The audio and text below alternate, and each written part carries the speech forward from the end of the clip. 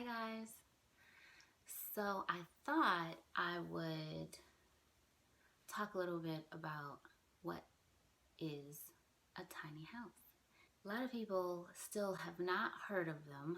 There are a couple of shows on television on HGTV, and then there's another show called Tiny House Nation.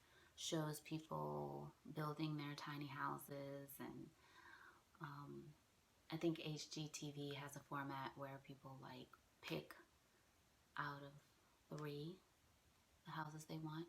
Anyway, so a tiny house, there's not really extreme strict rules. I think with any category, you'll have some diehards that are like, whatever it is, whatever subject you're talking about, they're like, it has to be this and that. If you go outside these guidelines, then it's not this or whatever. So there are some people probably within the tiny house community that feel that if a tiny house is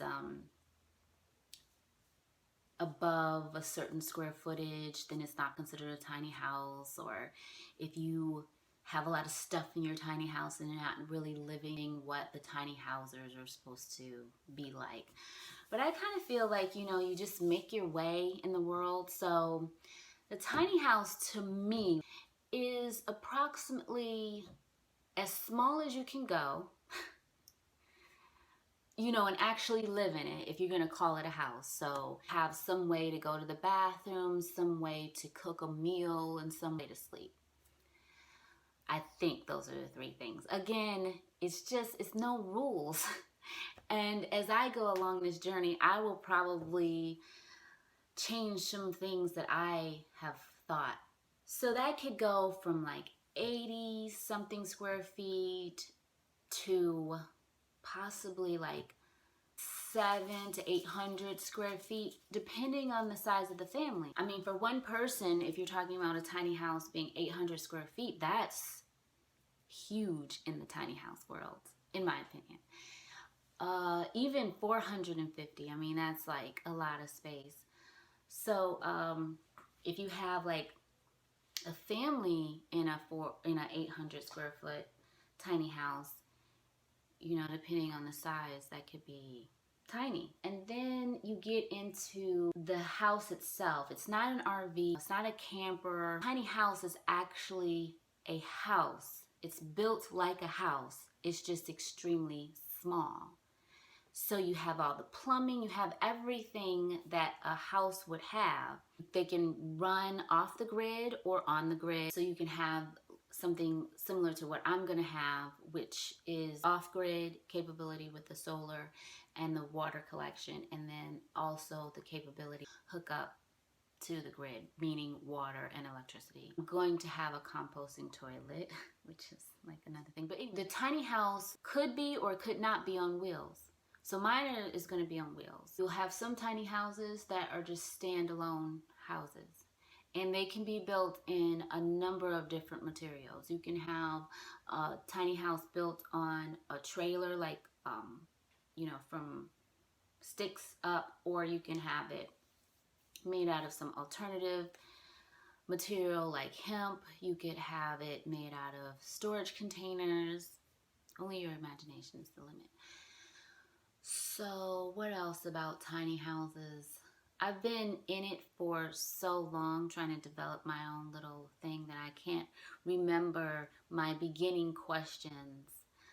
So if you guys have any questions that I haven't covered in this very, very short description of what a tiny house is, then just leave a comment below and I'll attempt to answer to the best of my ability. I have seen families of 4 or 3 in tiny houses. Hold it though. So I have seen families of 3 or 4 fit into tiny houses as small as like on a 20-foot trailer. Is those little flat beds with wheels that you hook on up the back of a pickup truck. People have gotten very creative. The other thing about tiny houses are they usually have lofts, but not always, because you can design your tiny house however you want. So some people don't have lofts. Mine will have 2 lofts. And also for tiny houses, you don't have to have like tiny appliances. Not everybody has miniature appliances. Some people will go for the regular sized appliances, and their kitchens are fairly a good size. I didn't option for that because I don't need a normal size refrigerator. I don't know if there's anything else that I want to say. So I'm sitting on the stairs, just kind of hanging out in between doing stuff. Like one of those days where I only want to sit on the couch and watch a movie. Pride and Prejudice, BBC made a short movie out of. There's only one particular Pride and Prejudice that I really like. All the other ones I don't even watch because I'm like, you're not gonna be as good. I would watch that and probably Persuasion. I would just like cuddle up, and I feel like I want like something warm and sweet.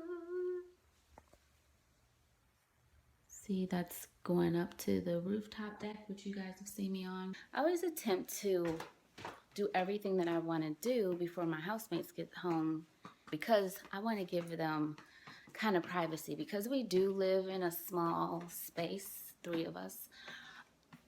I want to, like, when they come home from work, them to be able to have like their together alone time. I mean, it's not like a big deal for me to be done with stuff. They don't mind. So I decided that I'm going to make like a little small cake, but it's not the traditional kind of cake. It's like it's really healthy kind of cake. I don't know how to describe it, but I earlier mentioned that I have like this desire for something warm and sweet, so I'm gonna just go ahead and make it. Seems like it's kind of stopped raining, so that's awesome, but it's still dreary. So yeah, so that's what I'm gonna do. So I just took the cake thing out of the oven, and I realized once I looked at it, I forgot the banana. Man, just doesn't work right when you don't have all of the ingredients that it needs to work right. So I'm now going to have to just eat it. It's still going to taste good. It just won't have that sameness that I would have liked it to have. So just have to remember the next time I make it to add everything I want in there. I don't have a checklist. I don't have everything written down when I cook. I just cook, just all in here.